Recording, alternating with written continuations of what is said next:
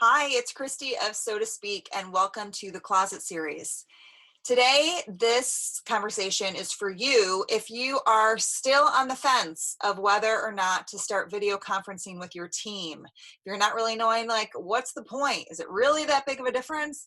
Hopefully, this conversation will give you an absolute screw it, just do it.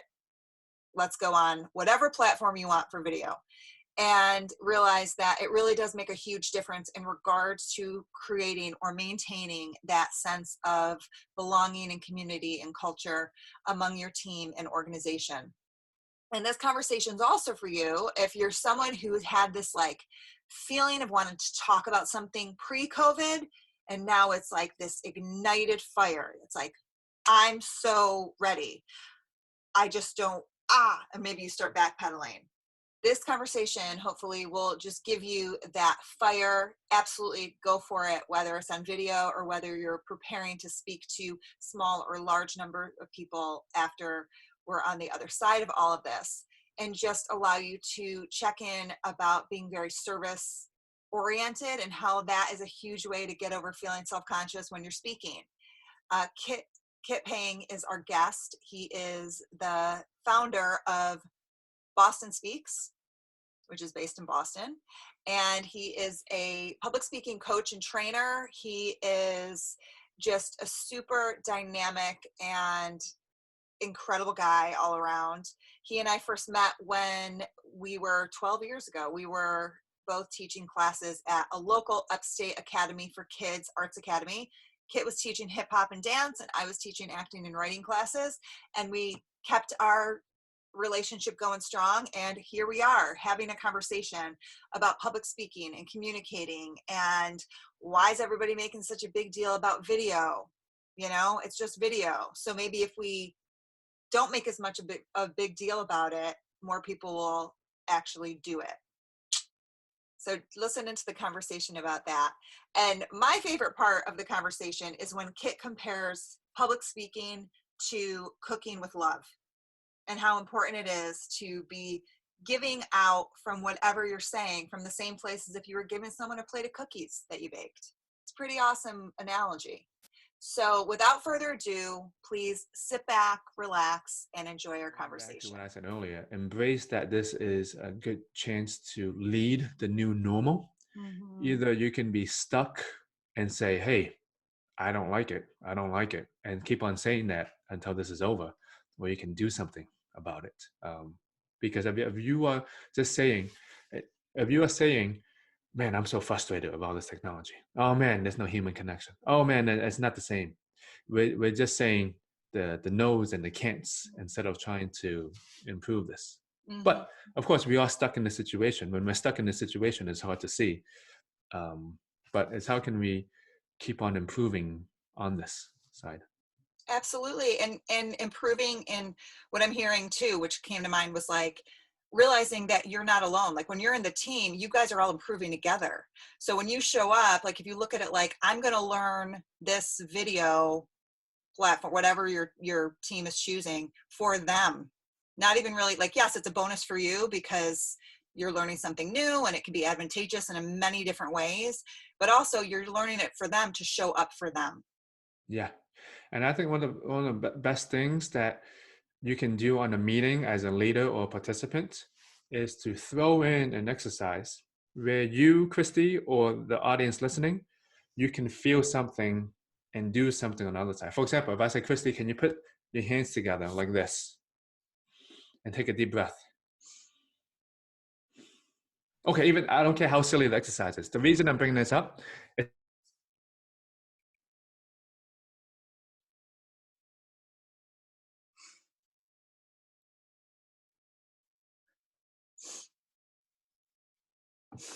it's not the breathing thing. It's not that. I was thinking again. Oh no, it's good. Oh, you just froze for a second. So Back. I got it. Can you hear me now? I can. Yeah. Okay. So before the COVID thing, they had to go meet people and sell shoes in person because, well, they had to feel the shoes. They have to feel the product. It's not the same when it's online. How can you, when I'm selling something, how can you, if you don't feel it, Mm-hmm. it's not the same thing anymore, right? That's kind of the piece that some people are missing when we're having meetings, is because in person, maybe we're able to bump into each other. Maybe it's just the feeling of when you're with someone, Yes. even though we're not touching, it's like you can still feel something.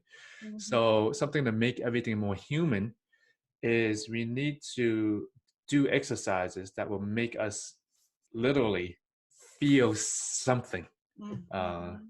in meetings or in a presentation. I think this is one of the things that people can get better on. These virtual meetings, yeah, we're still talking, but if I said, "Hey, put your arm up," at least I'm like, "Oh yeah, I feel something." So Yes. therefore, it changes the tone of things. Yes. So you're saying physically feeling it. So like that embodied feeling it.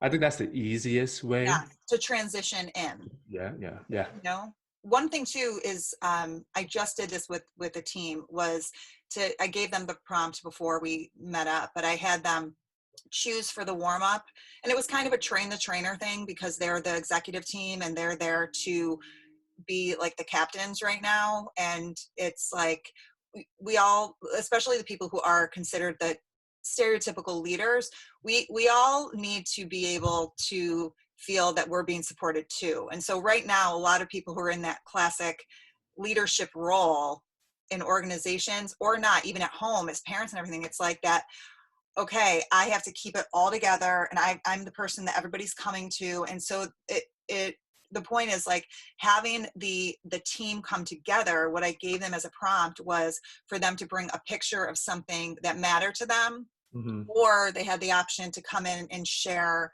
and it's an exercise called rose thorn root. So they come in with a rose, which is something that is a win or that's going well for them or that they're celebrating, that they're grateful for. A thorn is the challenge, something that they want to work through. And then I did ask them to, beyond the general challenge of COVID, Hmm. like within that specifically, what's a thorn for you? And then the root is something that they value, what's keeping them grounded. And just having that experience with each other creates people's sense of internal feeling, like that emotion of connection, that emotion of humanizing each other, learning something about your teammates that you may never have known, which creates that sense of camaraderie, even if it's from afar. Yeah, I love the exercise. I might steal it in the future. I want everybody. I mean, I want everybody to run with all of the exercises. If you get the team together, everybody is probably very stressed to some degree. And if you go right into, so here's the agenda. Good morning, everybody. Here's the agenda. This is what we're going to do. This is what we need to work on. It's just going to keep it high. Whereas if you take the 5-10 minutes, it may sound counterintuitive because you only have this 45-minute time slot for everybody to get together, but it really is so worthwhile, and you allow people to really be in the space together. Yeah, You exactly. know? And as you're talking about this, Christy, I want to say that the medium has changed. Everyone's looking at a screen now, but the basic, even if this is in person or on video, is exactly the same. In person, you still want, when there's a good speaker or there's a good feeling in the room, everyone feels like they're in the room together. There's this magical feeling. But if the person in person is still off, you're still going to feel like, oh, I don't want to listen to that person. It's the same thing online. You know, it's when you have that team spirit, or maybe you're doing a presentation and the audience is connected, they will still be connected online. It's the same kind of flow. So everything that you just said, Christy, I hope that people will still continue to do that in person because it's the Yes. same effect. Yes. That nothing is changing. It's only the video camera and the technology, but everything else is still the same. There's a saying, I think I read this somewhere. In a good presentation or virtual meeting, you want to make it feel like everyone is in the same room with you, and that's Yeah. a feeling that people can have when they're all together. Yeah. Absolutely. And it's a feeling too of really looking at the person and forgetting that there's a screen. Like, yes, there might be some freezes that happen, and you can choose to be like, all right, this is just par for the course. We're figuring it out as we go. Or it can be like, see, I told you, this is ridiculous. Tech sucks. Like, they're freezing and I can't hear well. And whenever we're trying something new, we would tend to get very defensive. Like, the audio sucks. Like, this is just, I don't know what we're doing. We're just going to hang up. Like, no, you're being human by putting yourself out there, and there might be some kinks in it, but at the same time, if you can push through the kinks knowing that you're doing it as a team, it makes it so much maybe easier. That might not be the best word, but doable. It makes it more possible Yeah. But versus, I do have to say, Christy, yeah, because we think about this more than others, or we talk about it more than others. The people who are just doing the jobs, they have so many other problems to focus on. Why yeah, even focus on the screen and all that when we have so much fires to put out, or yeah, just we're just like, okay, we don't even know what we're doing, adapting. I think many people that, of course, we talk about it. The other people are like, we're not even going to focus on this present side on the camera stuff. yeah. Yeah. Well, so, and to that point, what I'll say is, because I do agree with you to some degree, but I also feel like if people are willing to experience it through a facilitator or a trainer, like we do, that's what our expertise is. So it's our job to convince them about the power of 5 minutes, 1 minute breathing, 5 minutes of a warm up, 10 minutes of a conversation with a prompt, and how that internally shifts how you're feeling. So then when you go back out to put out the fire or go back out to talk to the direct report or your client, you're going to be doing it from such a more grounded and present place Yeah. versus feeling this frantic energy, because you can't fully feel the energy as much as you were saying before, like that positive feel that comes through a room. Like, no, it definitely is shifted when you're on the screen. It's the same thing as the energy that makes you not want to go in the room or not want to be near that person. So it's about how can you show up the way that you want. Like, I always go to, like, am I showing up the way that I would want to be hanging out with someone? Like, would I want to hang out with me right now? And if I say I would want to no, hang out with you. you I do would? sometimes feel like, yeah, it's just speaking on camera now. We're just making it a bigger deal than it is. Yeah. Because so many people aren't used to doing it, Yeah, yeah, yeah. and when it becomes part of your job, and it's slightly optional, but when it becomes part of your job and you realize that it's something that you have to do, there's a little bit of resistance to it. And there needs to be that sense of, you know, what's the point? What's the purpose of it? I'm already stressed out. I already have all this other stuff to do. So I understand what I feel like what you're saying about presence is like, why is there such a big focus on that now? But when I hear presence, I think more of showing up in a way that is truthful, and it doesn't give people a hall pass to be a total jerk. Like, that's not what I'm saying. Like, you're feeling crummy and so you just show up. It's about like finding a way to check in a little bit first and be like, all right, I'm gonna go do an online team meeting and I'm feeling really awful. Like, what do Yeah, I need to shift it a little bit so I can show up better for yeah. them and for myself? So it goes back to that awareness. So the presence, it's not like this razzmatazz jazz hand presence that I think a lot of people think of, like this dynamic presence. It's more of that being present. Like, when someone's being present and real with you, that's presence. I want to say, like, I'm trying to shift it to, how, like, let's say when it's acting, or when they're playing an instrument or dancing in the arts, or when we're practicing something, it feels like, oh yeah, we're actually practicing, and we're like nail, we're going to go into sessions and Yes. practice and practice and practice. I think that's the mindset people have. I wish that people would have that mindset when it comes to communication, but I don't think it's a norm to have that mindset, like practicing for an instrument. Oh, we got to sit down and practice 30 minutes with an instrument.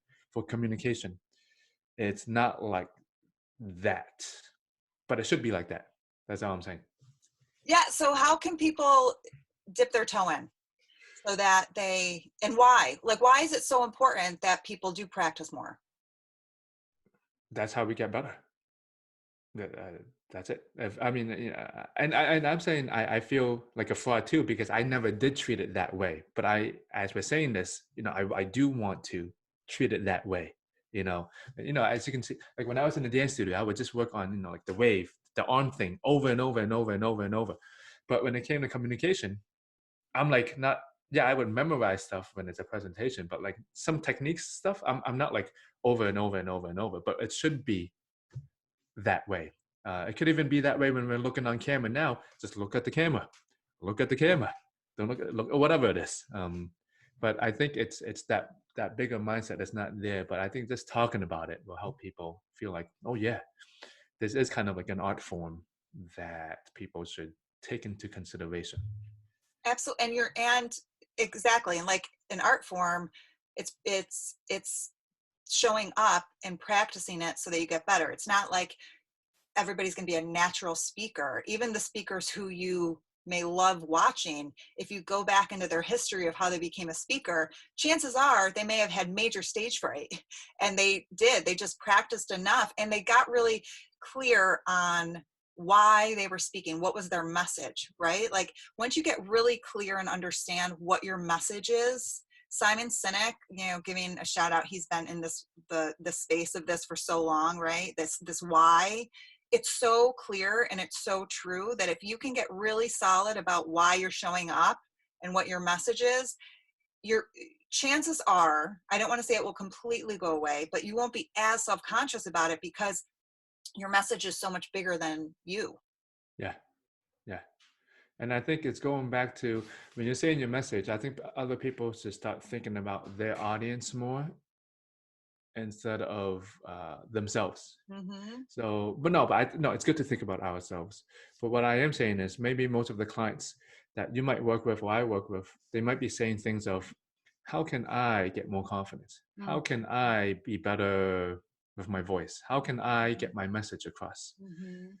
What I've noticed is that speakers who are at the top of the game, their questions will always go to, well, how can my audience get a more happier experience through my speech? So instead of what do I need to work on, how Mm-hmm. can our audience, the questions are always about the audience. Yes. And so I just want to clarify, when I say message, what I mean is what fires you up, what gets you, and I don't mean fired up like where you get super excited. And if that's the case, great. But what's something that you get so passionate about that when you're talking about it, it is giving, like you're giving it to people. So I'm looking at it from the perspective that it absolutely is about your audience.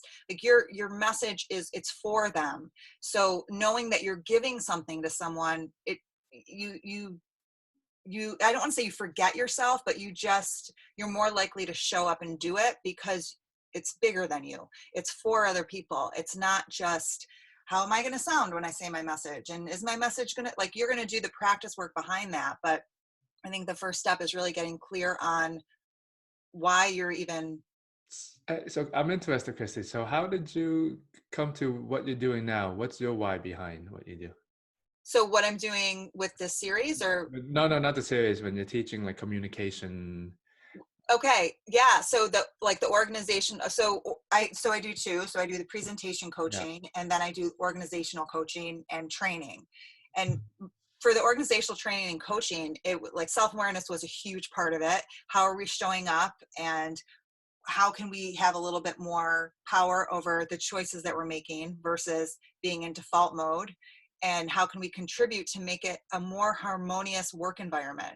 Because my why with that was like, if people go into the workplace, whether it's remotely or whether it's physically, and they're feeling a better sense of self and a stronger sense of contribution or service or connection with the people that they're working with, it'll just totally shift the world, because people will feel this powerful sense of agency versus feeling like they're just going to work and they're not feeling valued and they're not feeling seen and just going through the motions. And so it really is like, how can we show up at work and not be jerks to each other and hear each other and be in a space where you feel more human, and so you're not just looking at people in departmental titles or roles, but how are you all part of an organism that is pumping things out that is being of service to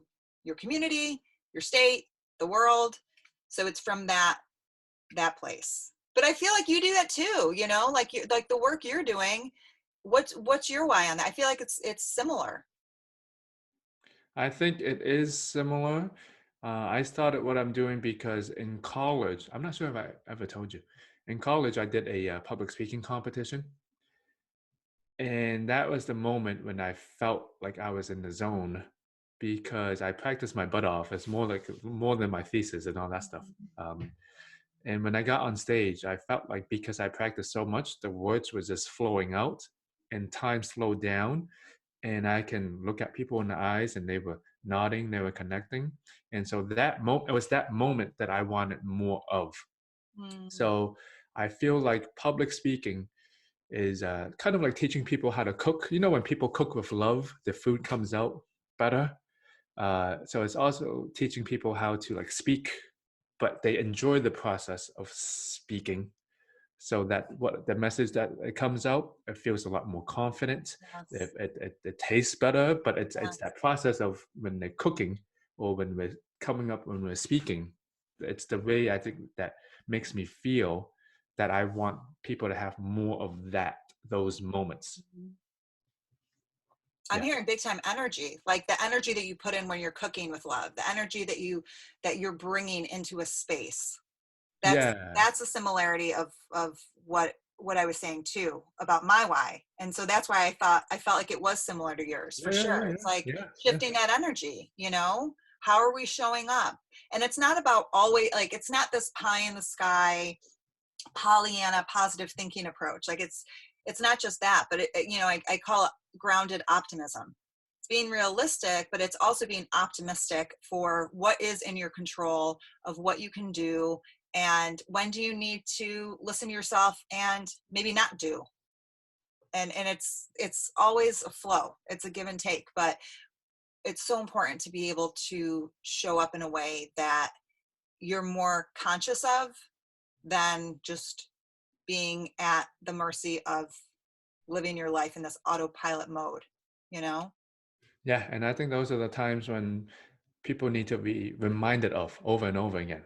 Like Yeah. for you to give them a kick in the butt and say, "Hey, listen to yourself again," because I forget that. People forget that. We all forget it, you know, and it's kind of like be careful what you're focusing on or teaching or training because it's like we're the way I look at it is like you train and teach what you need to learn. So I I agree. had like a big thought of like self-awareness and I was like, oh, self-awareness means perfection and you always have to be conscious and on. And I was like, and so like the first year I was like, oh man, I was exhausted. I was like, oh, I feel like not robotic, but just like almost like too perfect, like trying to, and I was like, that's so not who I am. And that's so not Mhm. how I want to be modeling this ingenuine kind of surface level of self-awareness. It's about realizing what triggers you. It's about realizing when you're getting pissed off and when you're getting sad and realizing like it's human condition, man, you So, know? what would you suggest that someone can do, like very easily on a daily level, for what you just said? Like, kind of, like be more self-aware, how to show up.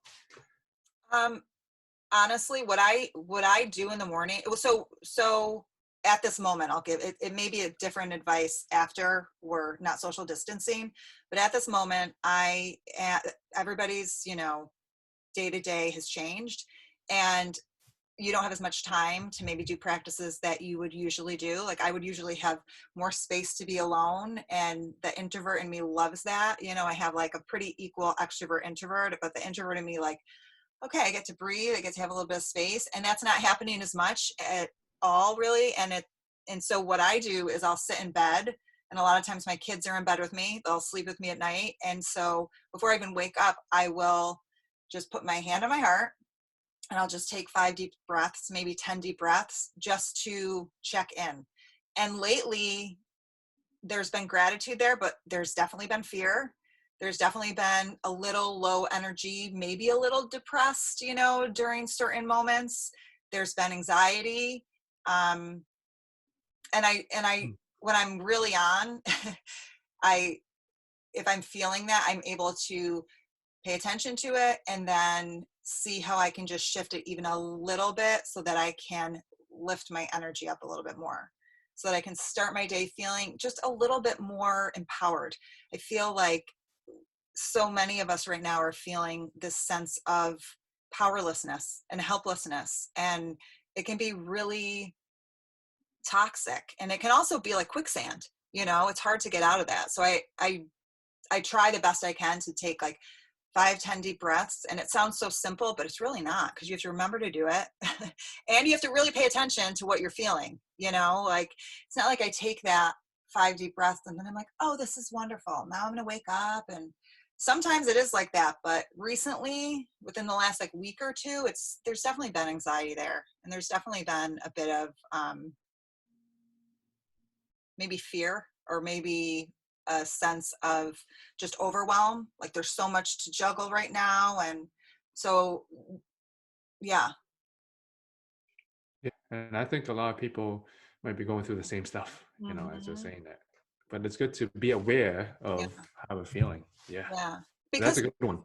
like how quickly to be able to like you're just I mean, so many people have talked about how this is like Groundhog Day, like same thing over and over again, and that means that you're at the mercy of that autopilot versus taking a little bit like, okay, you had the reins for a little bit, but I'm going to just ease them back. You don't have to rip them out, but like just take them back. And then you're the one pulling, you're the one pumping the brakes a little bit. And it really is about, and it's so much easier to stay busy and rush through and not feel what you're feeling because a lot of times we don't want to feel what we're feeling, especially if it's not something that's quote unquote good.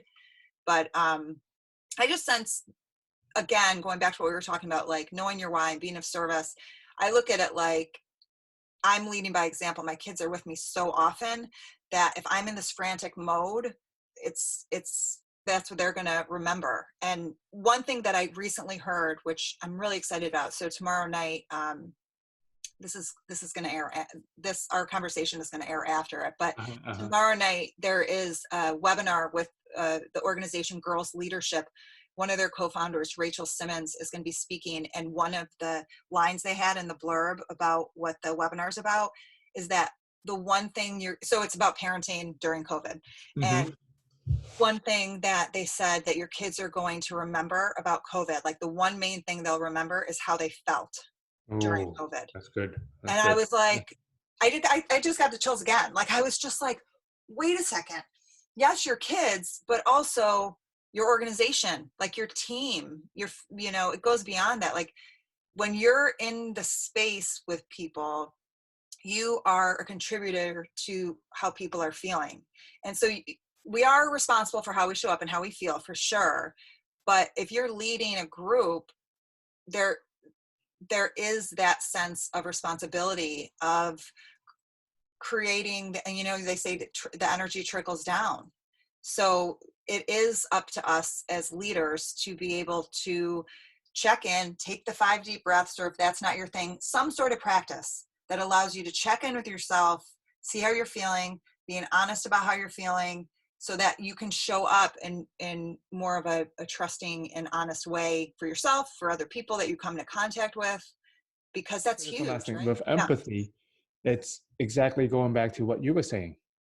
It's if we're parents, it's how do our kids feel during all of this time. If we're in the team and organization, how are the leaders treating us during this time? How are we treating each other? And we're human beings that feel first of all before all the logistical things come about. Mhm. So empathy is one of the most important things that we lose control of when there's a disaster. We don't know. We're just reacting to our feelings instead of honing it and knowing how it makes us feel and make other people feel. So we might be lashing out if we did not even want to lash out in the first place. Yeah. Yeah, again, coming back full circle, slowing it down, right? Instead of reacting, responding. And also, just to close in on that idea of paying attention to the feeling. So the empathy is focus on the emotion. You don't have kids. If you're my boss, Kit, and I'm overwhelmed and I'm feeling like, oh my gosh, I have so much on my plate right now, and you're checking in with me because I'm your direct report, it doesn't matter if you can't relate to having kids. You understand what it feels like to be overwhelmed. There's probably a ton of different times in your life when you were overwhelmed. We may handle it differently, but you can empathize by understanding that you know what that emotion is. Yeah. Yeah. One last thing I want to say to that with Yeah. empathy. There's a line: situation, behavior, feeling, action. It's usually because of a situation that we're in that makes us act a certain way. Therefore, we will feel a certain way. You can say that back and forth. Yeah. Situation, we either feel something and then we act, or because we're acting and then we're feeling. But Mhm. it's not with the feeling. It's take a look at what actions are we doing or not doing. Mhm. The situation around us. Mhm. Sometimes I know some people are like, yeah, feelings. Yeah, we're all humans. We have feelings, but take a look at the situation that we're in and also the behaviors that you're doing or not doing. Because let's say you want to go to bed at 10 o'clock every night, but you're not going to bed at 10 o'clock every night. Therefore, you'll start feeling differently because it's still working. Either the feeling is good or not good. It's still different. So paying attention to what's around us too. Yes, paying attention. If anyone can take anything from this conversation, pay attention. And it might be a crummy feeling. Let it come out somehow. Even if you have to scream in a pillow, take a bat, like don't let the kids see it, but like take a bat to a couple pillows if you're angry, scream in a pillow, cry, like just get it out in some way and pay attention to how you're feeling. Absolutely. Kit, thank you so much. If when people want to hear more, learn more all about Boston Speaks, where can they go to find that? Yeah, thank you, Krista. You can go to bostonspeaks.com or let's connect on LinkedIn. You're killing it on LinkedIn, by the way. Absolutely killing it. You got to be killing it. I love it. All right, Kit, we'll speak soon for sure. Okay, sounds good. All right.